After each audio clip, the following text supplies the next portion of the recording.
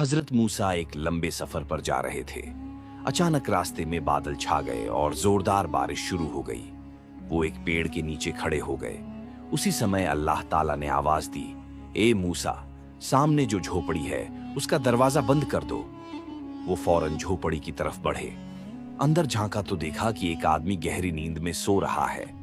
हजरत मूसा हैरान हो गए। उन्होंने खामोशी से दरवाजा बंद किया और वापस लौट आए। हजरत मूसा ने कहा, ऐ अल्लाह, क्या यह शख्स मुझसे भी ज्यादा परहेजगार है जिसके लिए तूने मुझे भेजा? अल्लाह ताला ने जवाब दिया, नहीं मूसा, ये मेरा नाफरमान बंदा है जिससे मैं बहुत नाराज हूं। हजरत मूसा ने हैरानी से पूछा, फिर आपने मुझे क्यों भेजा?